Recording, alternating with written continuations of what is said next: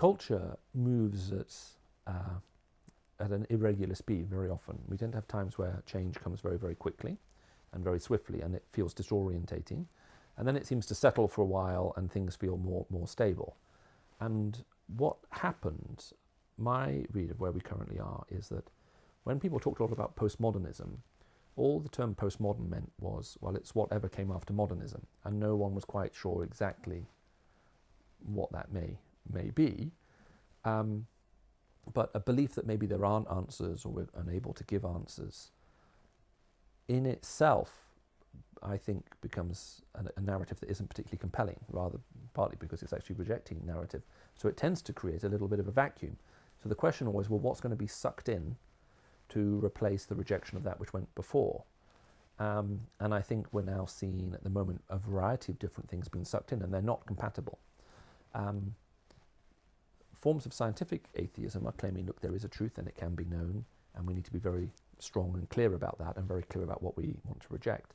At the same time, we're seeing a great cultural shift in the West as the West engages with different schools of Islam, some of which would also be very strong and say, no, there is a truth and other things have to be rejected.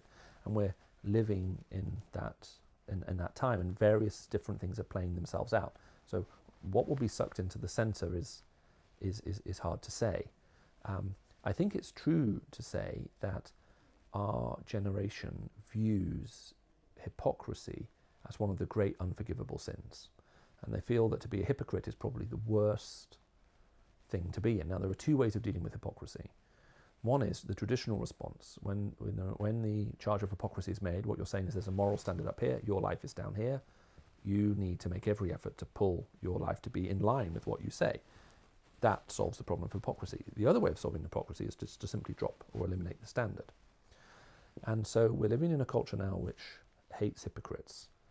The way in which a lot of that hypocrisy is being dealt with in sort of the classic modern world is, well, let's just drop the standard, we'll do whatever we want.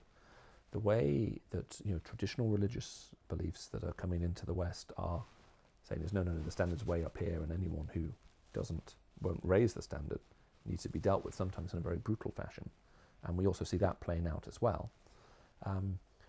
And I think what that means for Christians, no matter what they're interested in, whether it's apologetics or something else, is number one, the culture is looking for people who are committed to what they believe, are able to be clear about it, and it's having a manifest impact in their life. You can look at their life and you can say, yeah, I can tell what this person believes and the values they hold and what they think is important because of the way they live. So I think the importance of living out in a visible, clear way what we actually claim to be true is very, very, very, very important.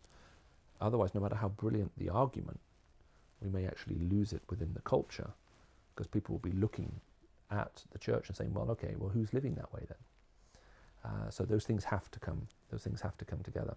And I think that cultural tension could be inspirational to the church, very, very motivational. Yes, we also need to live in conformity with what we say is true, as well as demonstrating that it's true, and claiming that it's true. I think for others, there is the possibility, and you can see it happening in the church already, to say, well, why don't we just simply change all the standards about what it means to be a Christian, and drop it down to a level that's culturally acceptable, and we can win an audience that way. But generally speaking, that path has never been particularly fruitful.